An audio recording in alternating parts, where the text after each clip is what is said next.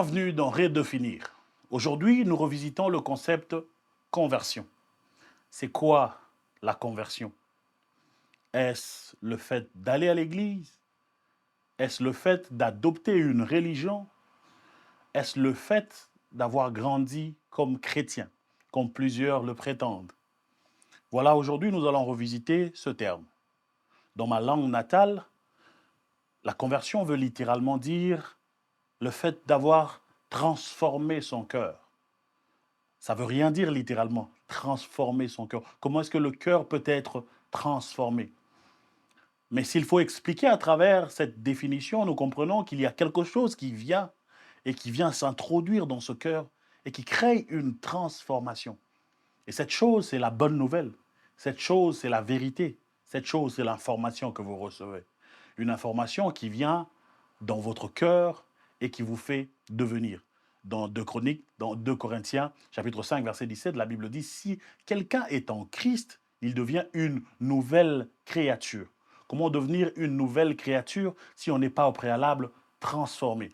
Je vous propose que la conversion inclut le fait de reconnaître que nous avions un ancien en nous, ce que la Bible appelle le vieil homme, et que nous devenons des nouvelles créatures.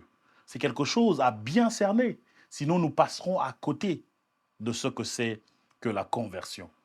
Comment pouvez-vous prétendre être dans le Seigneur sans jamais avoir connu la conversion? Et comment pouvez-vous prétendre avoir été converti si vous n'avez pas de passé? Quiconque prétend être converti doit retracer son passé. Il y a un commencement, il y a un état de pécheur et il y a une décision.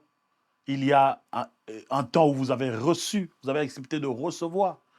Je suis ici dans le livre de Jean, chapitre 1er, le verset 12 qui dit « Celui qui accepte et qui croit, ben, il devient. » Mais à ceux qui ont cru, à ceux qui l'acceptent comme Seigneur et Sauveur, il leur a donné le pouvoir de devenir enfants de Dieu.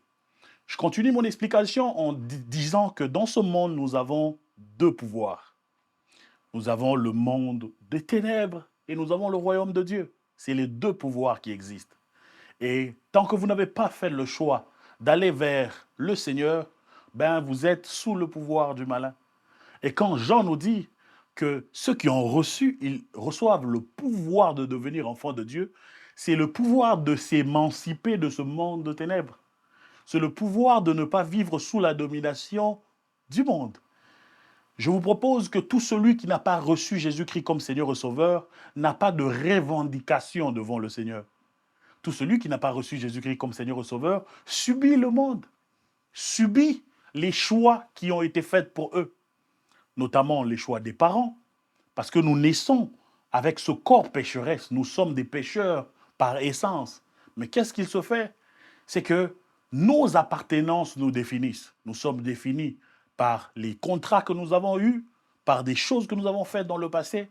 Mais quand nous venons en Christ, nous ne sommes définis que par lui.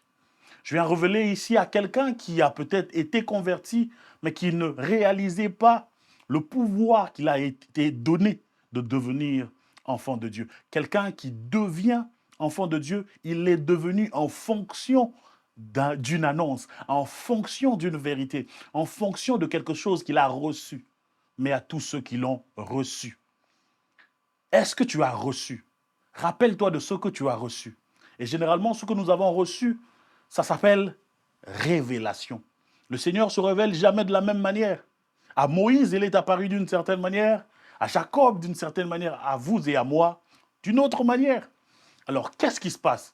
C'est que nous devons nous rappeler de ce que nous avons reçu, parce que dans ce que nous avons reçu réside le pouvoir qui nous donne la capacité de devenir enfant de Dieu.